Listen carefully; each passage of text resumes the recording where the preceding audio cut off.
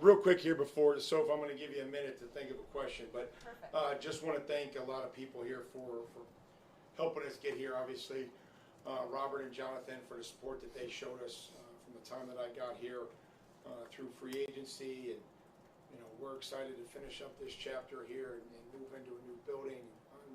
Just have a lot of excitement there. As we get back, just the Foxborough Fire Department.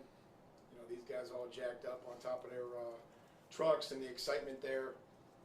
I mean, just look at our parking attendants. I mean, we came back and there's a bunch of snow, and we're worried about starting our cars and getting everything cleaned off, and our cars are cleaned off. And I can't thank those people enough for what they do. Our staff to get our coaches prepared, our coaches to get our players prepared, a training room.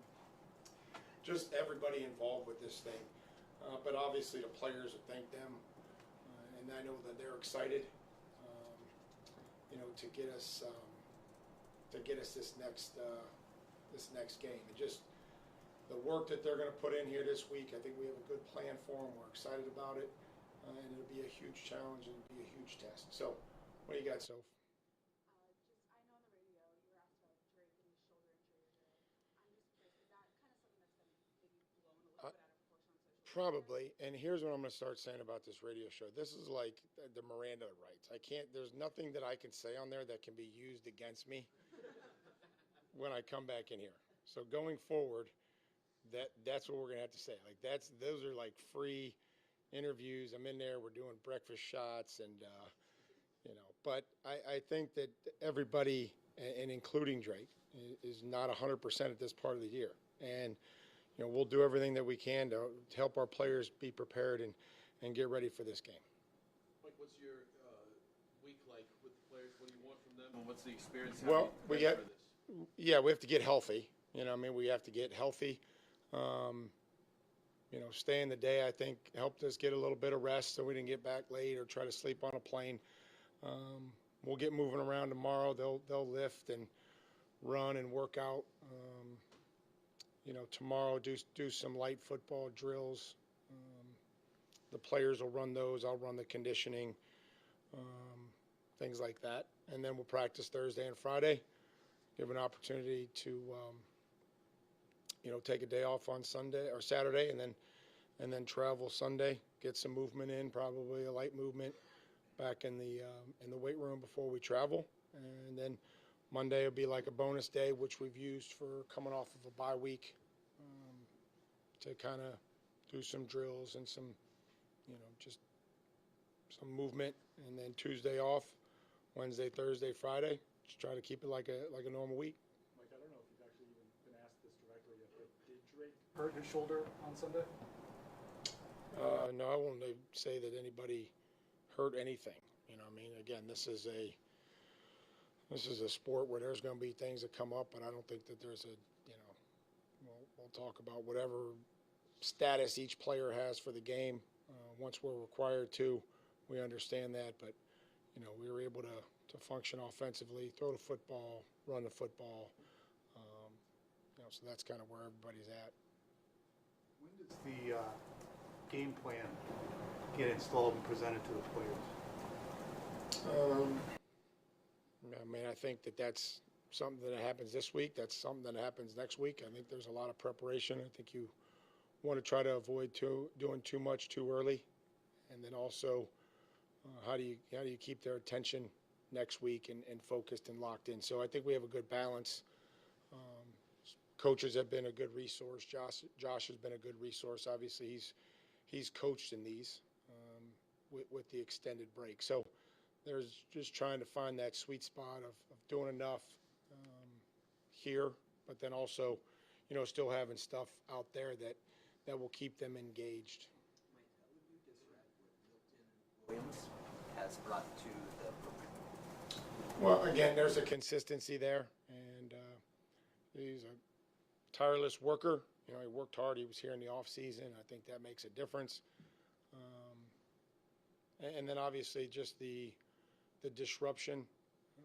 I know everybody that rushes the passer, they strive for sacks, and certainly our ability to affect the quarterback goes well beyond the sack numbers. You can get a sack. The guy, Gonzo got a sack. The quarterback ran out of bounds.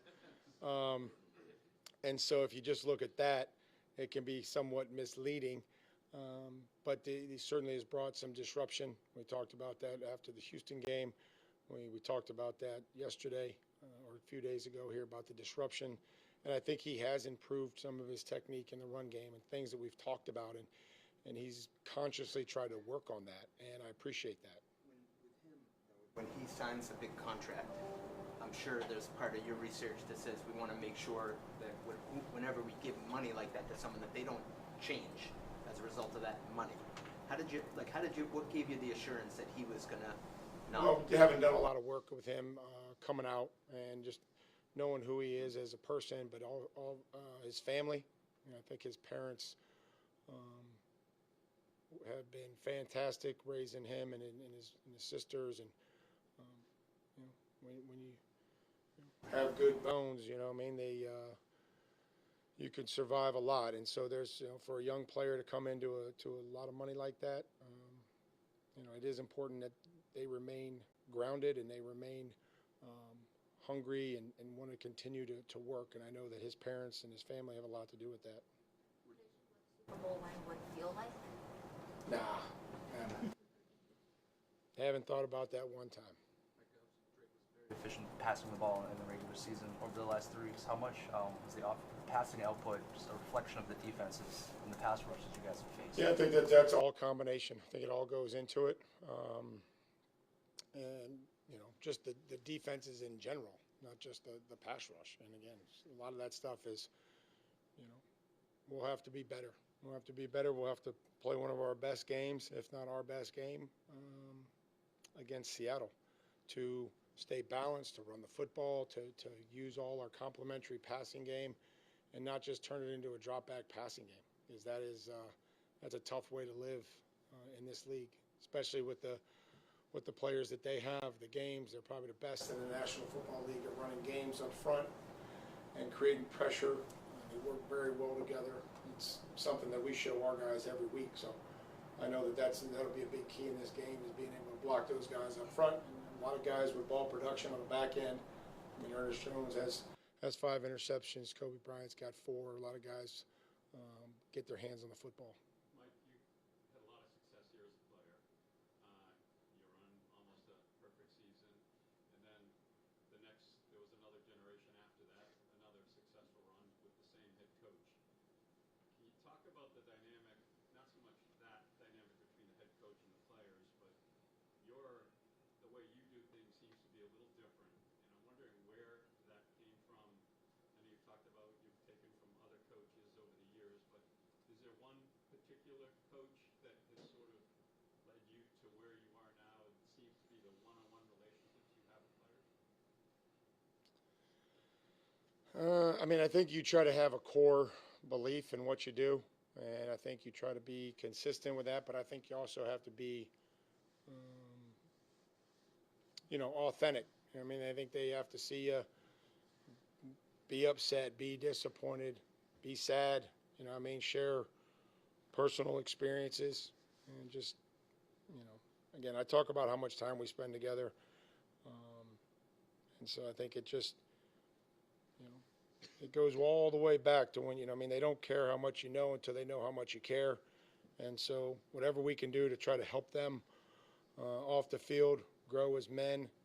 There's a lot of great guys in there that are husbands and fathers, and then they're also great players. So we just try to build the player the best that we can. Did that come from anywhere, though? Did you see? I've been a lot of places. I played at Ohio State. I got drafted by the Steelers, a great organization, came here for 8 years, went to Kansas City, had great coaches there, worked at Ohio State, worked for Bill O'Brien, worked in Tennessee. So it's like if you just pay attention and focus, I didn't live my whole life in one place. So that's all I can tell you. I just try to be me, and sometimes that's good enough, sometimes it's not. But I just have tried to learn from every person, every great coach that I've been around, and try to make it my own style. Mike, when you start to prepare for this game and you look at Sam Darnold, he's had a few different stops around the league. How deep does your staff look in terms of his film? Is it about this year? Is it about I mean, we haven't watched every game that they've played this year yet. So there'll be things that we'll try to watch and see. And I mean, again, it'll be important that we're sound. I mean, he's been very efficient. And again, everybody's journey is different. And so you give him a lot of credit for the places that he's been and how he's learned and grown, and certainly making the most of his opportunity now. Mike, you mentioned a little bit earlier you felt like you guys had a good plan in place. Is the plan for the game already sort of fully baked by you guys? No, Okay. no. I meant plan as far as schedule, logistics. You know, I mean, trying to get all that stuff out of the way. We'll work hard today and tomorrow to continue to work on that and what we present to the players, and then that'll continue to build as we move on. Like, I know you mentioned them this morning, but respecting your Miranda rights, just an overall thought on Seattle, just how good of an opponent are they? Oh, I mean, they're first in the league in scoring on defense, third on offense. Good mix of veterans and youth. And so anytime that you have defenses that are, good at, keeping points down, it makes it real difficult. So they disguise well, and they blitz, and sometimes they get pressure with rushing form, and they got 4 or 5 guys with 6 or 7 sacks each.